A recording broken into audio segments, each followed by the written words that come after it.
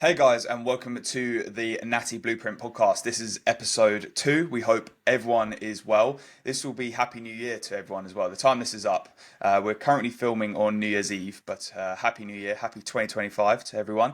Happy New Year. First of all, thank you for all the love and support on the first episode. Everyone that has entered the giveaway, everyone that's shared it on their stories. I don't know about you, Denny, but I've got a few messages about the podcast already, and people are enjoying it. So it's good to have such a good response for the first episode. Yeah, it's been And nice. It's been nice. yeah, for sure. And if we can continue to, grow it, we're going to do more giveaways and stuff when we reach like subscriber landmarks, follower landmarks, etc. But today we do have a giveaway to announce. I'm going to attempt to share my screen. We've tried this off camera or not on live, and it seems to be working. So hopefully my If laptop no one doesn't blow sees up. this, you've just got to And believe us. yeah, we just got to hope for the best. And if this makes the cut, it does. But let's hope it does. And whilst this is loading, Denny, how are you, mate? I'm all good. Nice to be back into work. Obviously, I had a bit of well-needed time off Yeah, over Christmas, which was nice. So yeah, ready. Got 1 week till we start prep, or less than a week now, isn't it? Sunday. 5 days, 6 days, Yeah, which is pretty mad. So, but yeah, I'm excited this time. Everything kind of seems to be in a good spot, so yeah. it will be good. It would be a good prep for sure. Right, I'm gonna hit Are we go. ready? Let's go. Good luck, everyone. Only one person can win. No way, Willie B. Congratulations, Will. There you You go. have won the. He will love that as well because he's like a right supplement junkie. Oh, is he? Okay. Yeah, he's It like went to a. someone of good use then. That's I good. trained with him yesterday, and he's telling me all about like his pre-workouts and stuff. So he'll love that. But yeah, we'll obviously send that across to you, Will. So well done for that, and thank you for your support on the first episode. Congrats, Will. Enjoy. Congrats. I've lost my mouse, so it's on the other screen. That's fine. Yeah, technical There we go. difficulties. Bear with us. There we Um, go. I'm going to crack open a white monster. Denny, do you have any topics for this podcast today? Yes, we do indeed. So, first one being, I think it's somewhat fitting for either us both in terms of coaching or for me, is tips for a first timer athlete. So, First time competitor.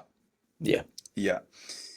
Um, I'll go first, and then obviously you can go from your experience of this year, and then also what you're going to be doing in your next prep. Yep. So first of all, give yourself enough time. That is one thing that I would say. If you're a first timer, depending on your body composition and depending on the criteria of the class, I would give you anywhere between 20 and 25 weeks. Um, Even if like you're a seasoned competitor, I'd still aim within that range, so you've got plenty of time. Like more time is better. And if you're ahead, you can pull back, you can give yourself refeeds, practice peak weeks, etc. Another thing, get a coach. If it is your first time, get with a coach that has done it before with other individuals and has done it themselves and is experienced within this field. Don't start too soft. That'll be another one. If you start really fat, you've just got to pull all that off. And 50-pound preps shouldn't be a prep. Like I would say, the kind of nice amount of body weight to pull off within a prep is probably anywhere between like 25 and 30 pounds, and maybe even 35 at a push. But when you're going like that 40 plus mark and close to 50, that's when it's going to get very, very difficult and potentially not lead to the best look. Um, yeah, that's probably it, really, isn't it? What is any others you can think I'd of? say in terms, maybe not like official things in terms of like signing up to anything, but have a good routine in place before and have, I'd say, decent training age. Obviously, there are some people that can get away with jumping in it quite soon, but if you've set foot in the gym for like 6 months, it's probably you're not going to do the best. Obviously, you're not going to have the maturity of training. You're not going to know how hard it might get. Another thing from my experience would be get a posing coach if you have no idea what you're doing with posing. So for me, men's physique posing was like well out of the blue for me, completely strange. So as soon as I jumped on with my posing coach, it just elevated from there. So posing coach, have a decent training age, have your finances in check as well. Obviously, prep's not cheap. You've got tan, shows, hotels, paying for a coach, paying for a posing coach, food, supplements, blood work, gym membership, whatever it is, maybe cardio equipment at home. So yeah, there's a lot to pay for, but obviously it'll be worth it because that's what you want to do. But just make sure you have that in line as well. Yeah. I would also say as well is ensure you're mentally in a good place before starting the prep as well. Don't use prep to mask any mental health issues or if you're in a bad spot, because if anything, it will only make them worse when you get to a real deep part in prep. So yeah, just make sure you're in a good spot mentally, physically. You've got the basics nailed already. You can follow a diet and you've done a diet before, and you're not. It's not like completely new to you. Trying to gain some experience within dieting and stuff like that will really help you out when it comes to your prep. If it's your first ever diet, which is usually is for like teen competitors and stuff like that, it can be quite difficult to manage and to understand how you feel as well, because you've never felt that way before. So yeah, that's what I would say to first time competitors, is just ensure that you've got the basics nailed and you've got some experience as well. Yeah, um, something that I definitely struggled with last time round was isolating myself in terms of having a support network around you, whether it be family or friends. Like, not many of my family really know too much about it, so that was kind of like separated.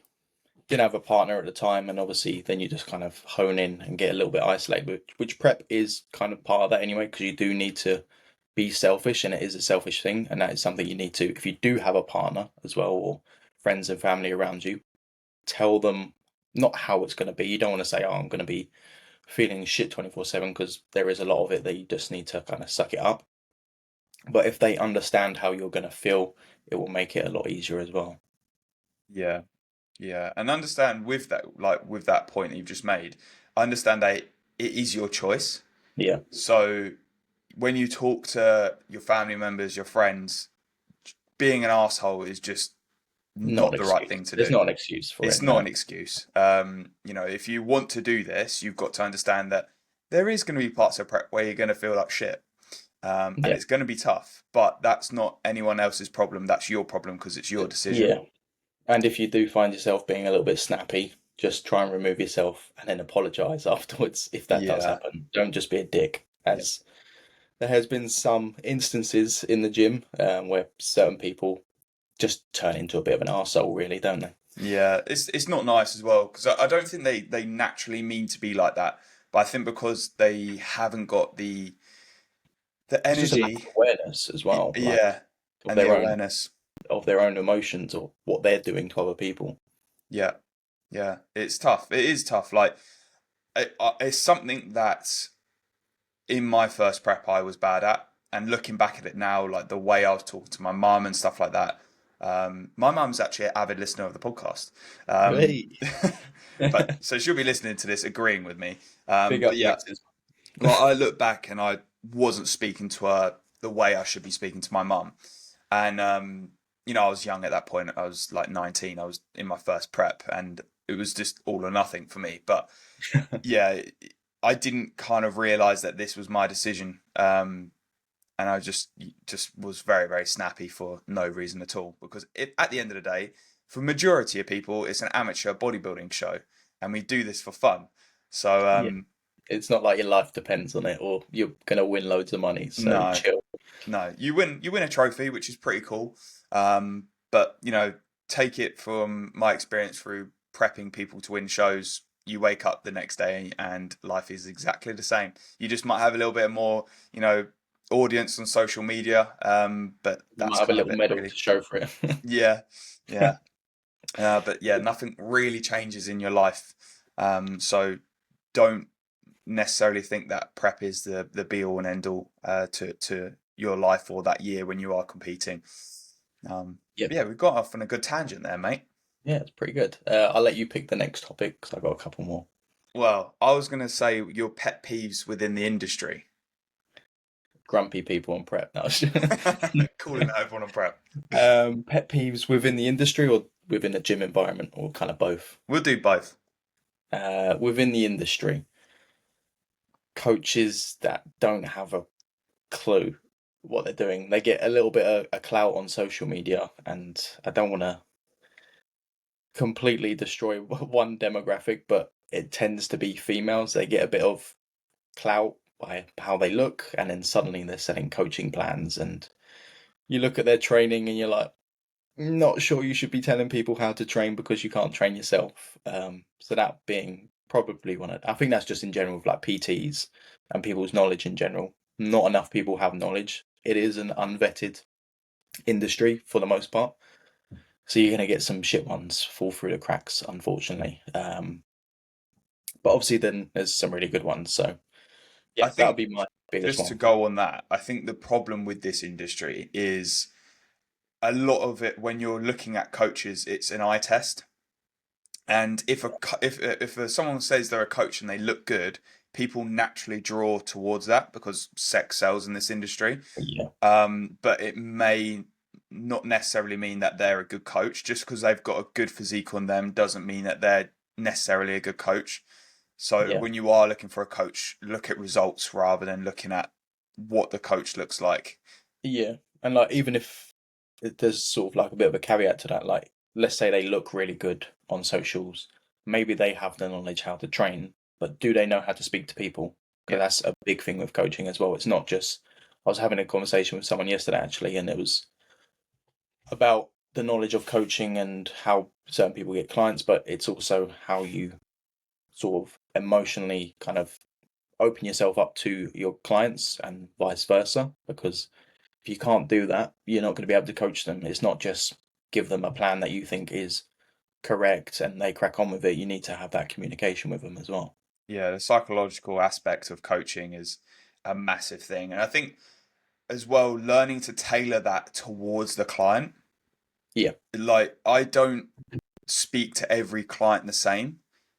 I will adapt the way I speak to a client to the way that gets them to respond the best. And that's not me being fake, that's just me doing my knowing job. how they work. Yeah, Yeah, that's yeah, like I need to learn how you work mentally, and also I need to learn how your body works. But if I can, say something to you and that'll get your fire burning and you'll go adhere to the plan, then brilliant.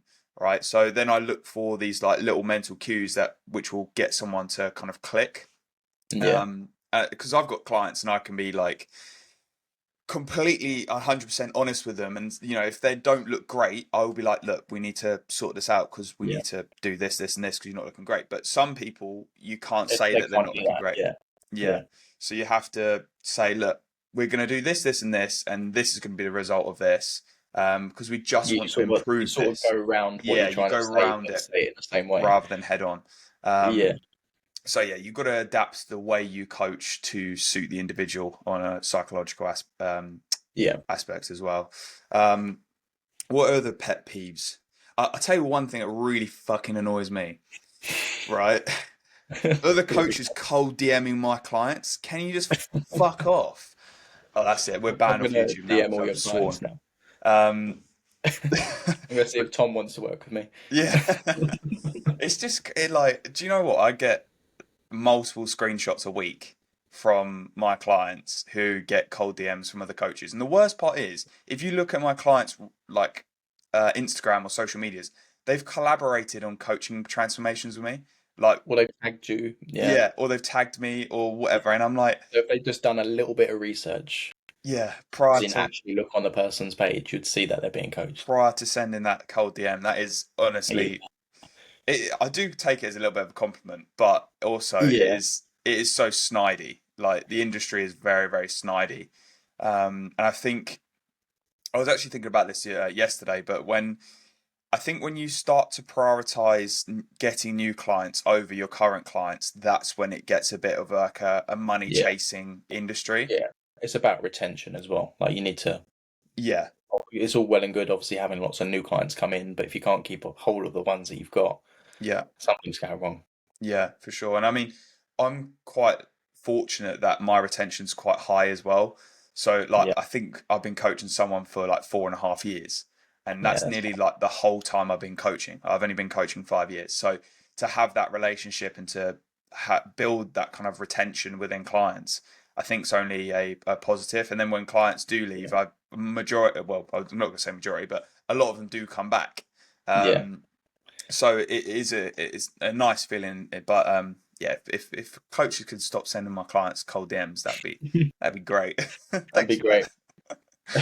Um, I'd say within the gym for me would be people screaming at the top of their lungs on rep one with their one plate aside. I don't know, whatever the lift is. It's just like I make noise, you make noise, we both make noise. I make a Just, lot of noise. yeah, you do, but just tone it down. If you've got an 8 kilo dumbbell in your hand, you don't need to be screaming at the top of the gym. And I see it too often, and it Yeah, frustrates the I hell out of me. I agree. Like I think the thing is, we will probably make noise when it Yeah, comes to those last couple of reps. yeah, Like the which first I reps, think it should happen. yeah, I think it should happen. I struggle to see when people say I train to failure, but they're They're silent silent. trainers. I'm Yeah, like, do yeah, you really? Because I literally cannot do it without making noise. yeah, Like if I'm on a leg press, mate, and I'm on those last couple reps, I'm screaming that gym down. yeah, yeah, Because yeah. I We just know. physically can't not. But yeah, Yeah, it is kind of funny when people do it from rep one, and if anything, that probably takes away from the set. yeah. You're just like frying your CNS because you're Yeah, and screaming. It's like when you amp yourself up for a set before you start the set. There is a limit to how much I think you should be doing that yeah, because you're going to take away from your ability to perform in the set. yeah, But yeah, it's just like, come on, be quiet. If you don't need to be making noise, don't make noise. I'm happy for you to make noise because I make noise, but leave it towards the end. yeah. Yeah, Yeah, I think people do get a bit carried away. Like they watch all these videos of like bodybuilders training hard and they're all screaming from rep one and stuff. And it's like, well, if you didn't do that, you'd probably maintain better composure throughout the whole set. Your yeah, bracing pattern would probably be better as well. And, if you have to let a couple grunts or whatever out towards the back yeah. end of the Go set, for it. Yeah, then fine. But then I suppose, if someone likes to train that way and it's true. productive Yeah, for them, cool, I'm go gonna ahead. go Um, into the gym later and scream on my calf presses. I'm gonna do that now. I'm gonna start like just grunting on calf raise. It is funny. I think uh, to be fair, like I've done embarrassing stuff like that where I've kind of grunted on like arm training, and I don't know why I've done it. And I've kind of come off the set, and Andy, my training partner's gone. That was like so looking at you, unnecessary. It's like, why are you doing a bicep curl when you're making you've got your noise? single arm perfectly aligned cuff extension, and you're Yeah, screaming. screaming it down. Oh, that's Oh funny. God. Yeah, I think as well, another thing is when you do see people train hard in the gym, don't be too judgmental towards that. Because I know back in my early days when I was younger, I felt a little bit embarrassed to train hard because Yeah, when I was making a bit of noise, I felt like people were looking at me. yeah, And I think what people need to realize in the gym is people take this to different levels and people care about this more than some others. yeah, Um, and if someone is training hard, just respect it because I'm sure that people who like us who train hard, we don't look at other people and disrespect them for not training hard. We're just like, yeah, okay, you're in the gym, you're doing what you want to do, yeah, cool. yeah, And I wish kind of some people would look at people who train very hard within the same fashion and kind of respect it more so than think that it's like a I don't know. I've been in the gym before like years ago, but people would like mimic my grunting noises or mimic okay, the noise that I'd make across the gym, and that wasn't a nice feeling because obviously I was young and it would put me in a situation where I felt quite embarrassed to train hard, yeah, which then was taken away from my own journey, right? But now I yeah, just I just don't care. yeah. I think like sort of going on the side of that, I think it's important with your gym environment. So, for example, if you're in a commercial gym in a small town and you are like serious with bodybuilding, you are going to get some looks, and that Yeah, is you need to kind of accept that as well. But also, if you have the ability to migrate to a more serious gym, because yeah, you're just going to be surrounding yourself with those sort of people as well. yeah. I think that's what's good about our training facility is, you know, or the gym we go to, that there's a lot of people that do train hard and do take the sport very seriously. Obviously, Yeah, there's a mix, right? There's people who just go there to train and do it for a bit of fun or do it for Ibiza or whatever. But at the end of the day, there is a lot of mixed people, and there's always like every time I go in there, there's always someone training hard, and that's yeah, what's nice because that creates a really good environment as well. So yeah, I think if you are training in a facility that potentially is more commercial, and you've got a bodybuilding gym near you or close to you, I would definitely make that switch, yeah, because it would definitely help you out in the long run for sure. yeah. I think even with me, like, because I used to train in a gym group, and then as soon as I switched to our gym now, results just catapulted as well. So I think it does definitely. I don't think it's required, but I do think it really does help. Yeah, I think it's the atmosphere, isn't it? The Yeah, atmosphere of yeah, having people work hard around you makes you work harder. yeah. Um, so yeah, completely agree. What's the next Um, topic? we have, I wouldn't say a controversial one, but I think we had a discussion the other day about it, about your kind of bro training versus your optimal training. Oh, I What love this. I what love camp this. what camp do you sit in and why? And should there be two camps? Yeah. So no, there shouldn't be any camps in general, right? We should just burn each camp. I think. Um, I think that there is when you look at both sides, and I actually made a post on this as well. A lot of people tend to jump into one camp and be so married to the idea of one camp that it lacks. They then look like they lack knowledge. Yeah, because they're so blindsided by one side. Yeah, yeah. Like from the science based lifters, right? If you're just saying, oh, you have to do this exercise and you have to do this rep range, don't ignore previous data of mass monsters who have trained with basic training and who have got very, very good results from that. And to the hardcore side, I think it's silly to think that this sport hasn't evolved in a way where you can optimize your training and make it better. Yeah, For people saying, "Oh, I haven't got a paper to do this," or this bit of literature, like who cares about it? It's like, well, why don't you try it and see what happens? Because yeah, at the end of the day, it may make your training better and it may make you progress more. But then on the other sense of it, like when I read new research papers, mate, I kind of imagine myself doing it before I do it. yeah, So if I like, let's say for example, there's a paper that came out and it said you have to train 5 reps in reserve and with 50% of your normal load on every single exercise, right? And it gave you 10% more gains. I wouldn't do that because I wouldn't enjoy it. So even though that might not be optimal, yeah, I yeah, still I wouldn't do it because I wouldn't enjoy that. So when I read papers and stuff at the moment, I say to myself like, would I really get enjoyment out of implementing that into my bodybuilding journey? yeah, And if the kind of answer is no, then I just won't try it. If the answer is like, oh, I don't know, I'll see. I'll go try it and see how it goes. Like I do a yeah, lot of like paused work within the stretch and stuff like that because I know how that feels and that feels good. yeah, And we were actually talking about this in the gym the other day, weren't we? That yeah, like the pump that I get from that, the like the response I get from that as well, yeah, and it enables me to use lighter loads. I feel safer. I'm gonna do that. But then again, some people may not enjoy that. So cool. Like, yeah. I think like the over kind of arcing kind of thing there is no matter which one you do, whether that be choosing your optimal kind of exercises or just going balls to the wall with just picking up a caveman dumbbell, it's just train hard. Like yeah, you can train hard in any camp, I guess you could say.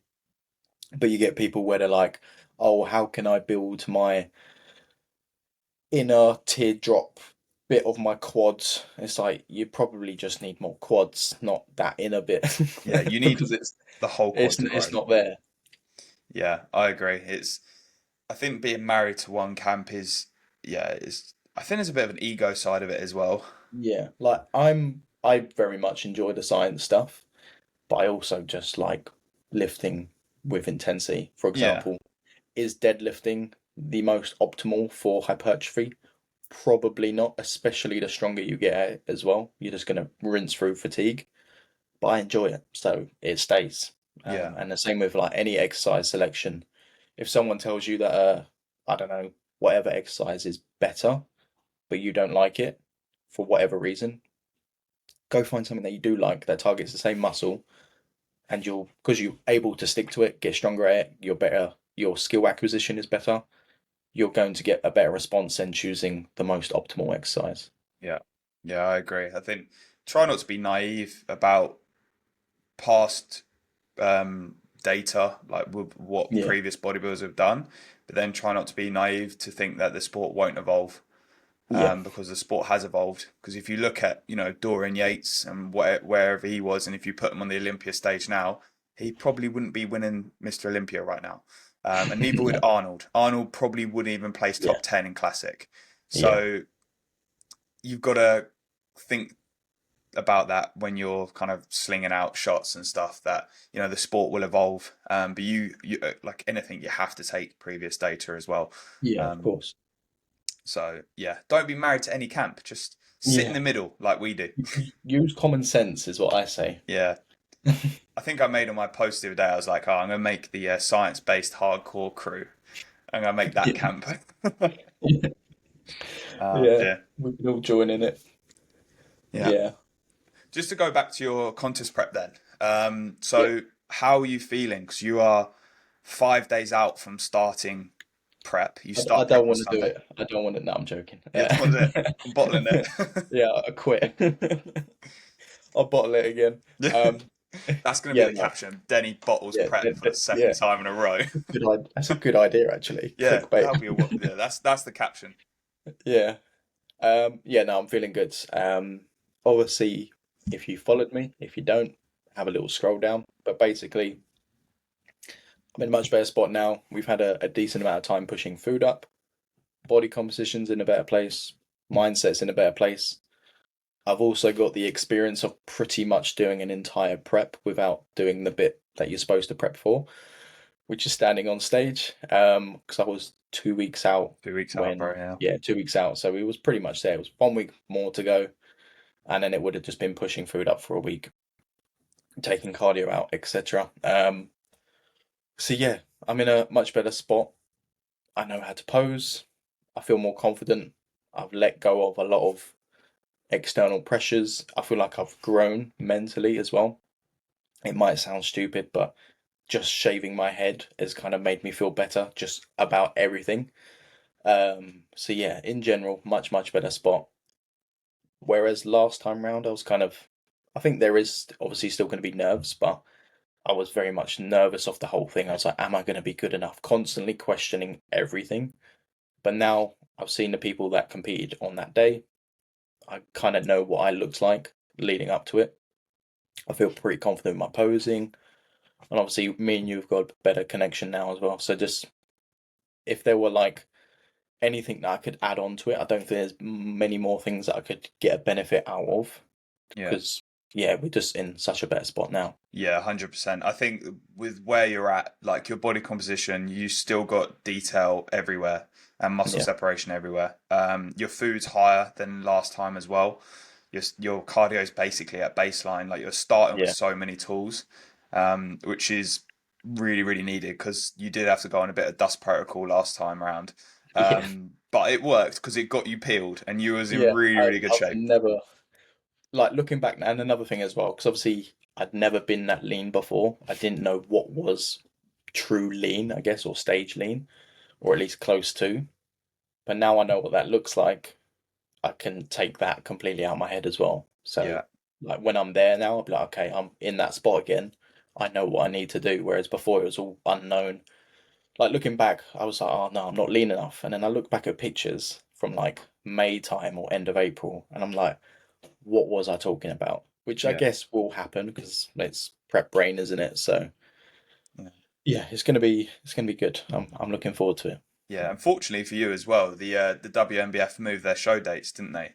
So you've got that WNBF show was meant to be Yes, like yeah, 6 weeks after, but now they've moved it to 2 weeks after the UK DFBA, yeah. which So it's is not much of a bridge in oh, between. that's like perfect, mate. Like 2 weeks is I I prefer 2 weeks rather than a week. I think a week after like doing back to back peak weeks is very difficult. Yeah, So if you can have that kind of 2 weeks where you can pull things back down to baseline again and then reset and then go into another peak week, I think that's always favourable. yeah, So you pretty much got, I think within 5 weeks you could do like 3 shows, which is perfect for you because you've got the PCA naturals as well. yeah, Um, so yeah, I think in all everything's kind of lining up a little bit better, and yeah. it'll be an Definitely, exciting year for you for sure. Um, it's gonna be good. It's gonna be good. it will be good, and yeah, we'll just keep communication nice and high throughout the prep, and it should hopefully be a smooth sailing prep, but we will see. I mean, nothing's smooth in life. I'm sure there will be No, there's a always bump or hurdles. two, There's always but yeah, hurdles. it'll be good. I'm looking forward to it. Yeah. What about you? How's your head with your end of year competing? Where are you at? What's the Um, plans? I'm very calm, which seems a little bit weird. Um, Dun like I'm dun looking dun. forward to it, but also, I don't start prep until late March. So I started 25 weeks out my first show, and I'm planning to do hopefully a couple. I would say probably three or four. I think whilst I'm in shape, I want to make the most of it, especially as within 2022, I only did that one show and then pulled out prep. So it would be nice to get a couple under my belt um, Yeah, this next season. In terms of my headspace, I think I just want to see where I am. Like I've said a lot about this recently, that my goal for the next prep is just to be better than the last time round. yeah, I'm not going to put any pressure on me to place because at the end of the day, I'm still young within the men's open category. Like this will be the first yeah, time I'll be coming out of a age bracket category or a class, sorry, and going into open men's bodybuilding. And I'm not a genetic freak. Like I know that, and yeah, I know that my capability in this sport at the moment, and like I'm not deluded to think that I'm gonna win a show or I'm gonna win a British title. Like that's just not gonna happen. yeah. It's just Um, having like reasonable expectations, isn't it? yeah, but if I can go into a show and do well, like great. Place top five, top three. Maybe if the stars align, win my class. But I'm not deluded to think that that's really going to happen. I think that if I can get like a top three or top five, I'll be over the moon. But again, I'm not going to judge this prep on where I'm going to place. I'm going to judge it on Yeah, the final look. For me, I'm not a mass monster, but if I can reach really good conditioning, that's what I'll be happy with. yeah, Um, because in 2022, I didn't reach that level of conditioning. My body just started to fade. So hopefully preventing that doesn't happen again. Yeah, hopefully I can reach a good level of conditioning and go into those shows and just have fun. Like at the end of the day, like this is amateur bodybuilding. I want to go on stage and have fun, and I will give everything into my prep to bring the best physique to stage. But I also want to enjoy it as well, because I don't want to come out of this prep with the same headspace that I came out of last prep. Um, yeah, I want yeah. to I be, mean, at the end of the day, we do it because we love bodybuilding, yeah, and you shouldn't just want to compete because you want to compete, in my opinion. yeah, Sort of like in terms of you're supposed to love the process first and not just standing on stage. Getting on stage is pretty much a byproduct of loving the process. yeah, for sure. So, I mean, yeah, the way I came out of my pre-prep as well, I really enjoyed my pre-prep diet, and I took off like 32 pounds. Um, and I just really, of course, I didn't get to that position where I really started to feel shit because I yeah, wasn't that close to stage weight, but I did enjoy it. Like I thought that I was looking better and I was liking the shots that I took. yeah, Um, So I was happy with the amount of progress I've made as well, especially within areas that I've really had to work hard to improve. Like my chest, my arms are still pretty terrible, but they're just less terrible now. Yeah. And I'm actually like happy sometimes when I look at like things like really exposing shots, like my front double. I'm like, oh, my arms don't look terrible there, Yeah. and my side chest I think's really improved. And I'm like, oh, okay, my arms don't look terrible there, and my chest doesn't look terrible there. So yeah, I'm happy with the amount of improvements that I've made, and I'm just excited to do it all again. Really. Yeah. How far off was you from guesstimated stage weight in when you finished up the diet? Just gone. I would probably say I finished the diet at 181 pounds. So I reckon my stage weight's going to be low 160s. I reckon. At like those low 180s, I start to have like boxed off glutes. My like everything's pretty tight. It's just Yeah. trying to get my legs fully in. Um, Yeah. because my legs are super stubborn. Like they are so stubborn when it comes to taking all the body fat off them. I'll actually probably have striated glutes before I have Sure. quad detail or leg separation in my quads. I think a Um, lot of that might be obviously the leaner you get might just be a bit of inflammation. yeah, it is because what we did in the pre-prep diet is I jumped on board with AJ and my knee started playing up doing cardio, and he was like, "Cool, just pull out cardio."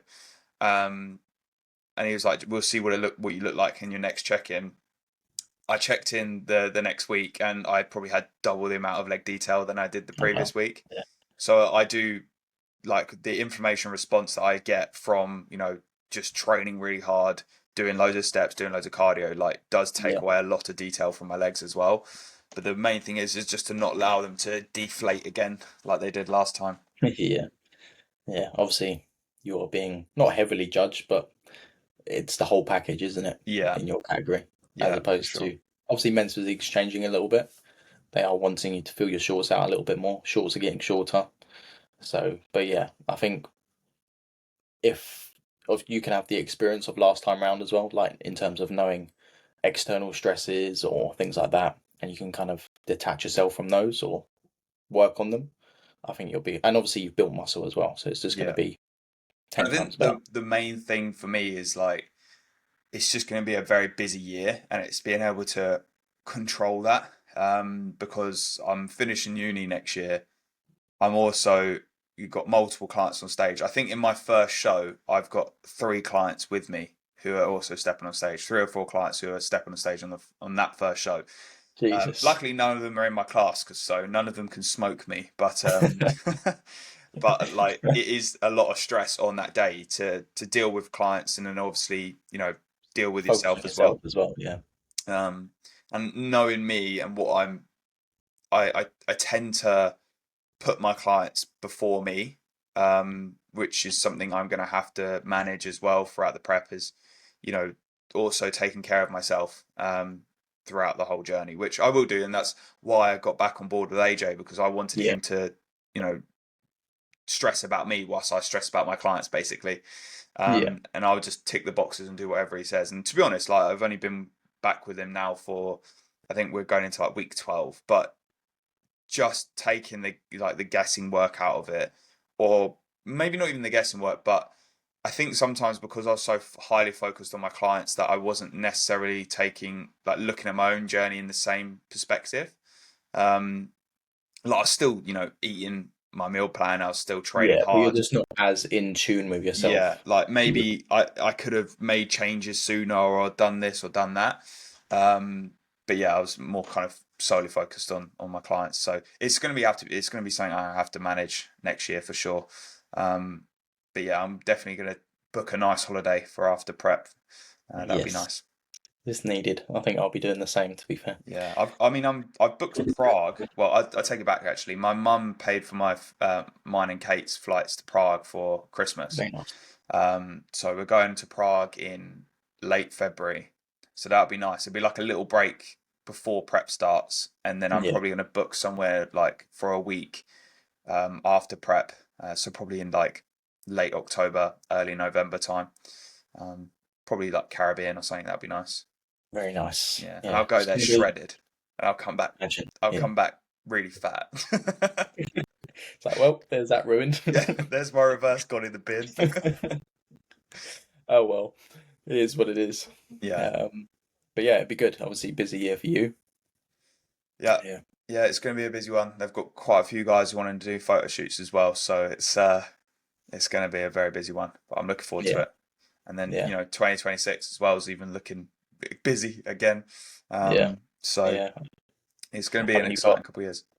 not everyone's competing this year. Well, next year, and then a few of them Um, to 26.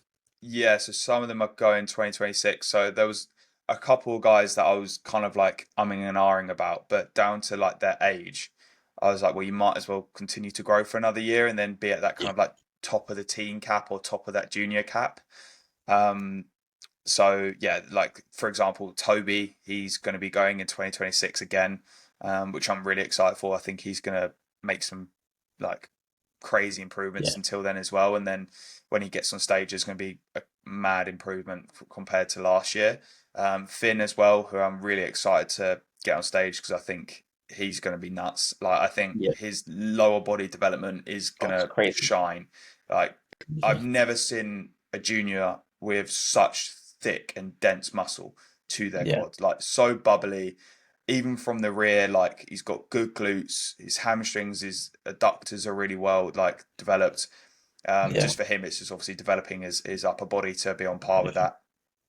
So yeah, and then obviously Tom Poplet, he'll be another guy. He'll be a junior in 2026, who's also got a crazy physique on him as well. So yeah. yeah, He's still very like last time I saw him, he's still very lean. yeah, he just doesn't gain weight, bro. Like God, he's on like 4,000 calories a day at the moment. He just doesn't was gain weight. is he active work or He just is yeah, I think he's obviously on just his really busy. And he's just got that kind of like he can diet on 3,000 calories and drop yeah and a be lot of fine. weight quickly. So he's Yeah, just got a very obviously fast metabolism and he just can drop weight very quick. Uh, but yeah, make the it'll most be of it. yeah. I'm excited. I'm excited, mate. I'm excited to see everyone over the next couple of years. And next year as well. I'm excited to see you on stage. I think that will be such a nice moment because of the journey that you've been Yeah, through, and obviously the redemption part of it as well. And getting you on stage and seeing where that falls. And then Millington again, Millington, he'll be on stage. Dylan as well. Like, there's a lot of things. Obviously, I prepped Dylan and Tom before, so yeah, there's a lot of knowledge there and data to back us. Like, I know what to do better for their preps this time round. Like for example, with Tom, not losing 50 pounds will probably be a good start. Um, yeah, probably. and then Dylan as well is not allowing him to chase more condition because Yeah, to sacrifice the whole last time package it sort was of thing. like we want to chase a little bit more, take a little bit more off like the lower back, and it just created a bit of a faded look for him Yeah, on his last show, and his midsection does fade, so it's just being very cautious of that doesn't happen again. But yeah, I'm excited, man. I'm excited for those guys to step on stage, and then young Owen as well. He's yes, 18 years old. He's got a lot of muscle to his frame, so he'll be an exciting one as well in the teen class. very good. Hopefully, a very successful year. Yeah. Have we got any more topics, mate, for the last 15 Um, minutes or so? 10 minutes? no, I did have a question that I didn't answer for last time because he asked it as we were finishing, which would be what did he say? I think it was most hated exercises or worst exercises. I mean, there's not really a worst exercise, No, but there's no do you worse. have any exercises that you really hate, don't get on with, or wouldn't recommend? Exercises I dislike. Probably any type of dumbbell pressing because I look like Okay. a shitting dog. Like I'm just wobbly, shaking. It just doesn't suit me at all. Yeah, I mean, you've got a long wingspan, haven't you? So, Mate, my arms are just too long. Like I swear my knuckles just graze against the floor when I walk. have Like, they're just so you long. ever, They're like you orangutan ever, arms. have you ever taken your um, Wingspan. width across there and see if it's No, I actually haven't. taller than you are? They're long. Yeah, you've got the biomechanics of an orangutan. Yeah, that's why I can like stiff leg and stuff quite well and RDL Yeah, because I've because got you're long standing arms. upright and your hands touch the floor. Yeah, literally, I just don't even have to.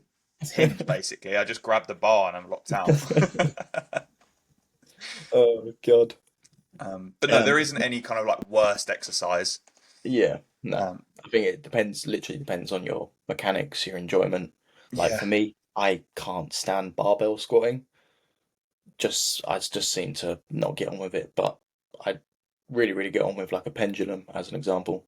Like there's no difficulties with a range of motion there, but you get me to do a barbell squat.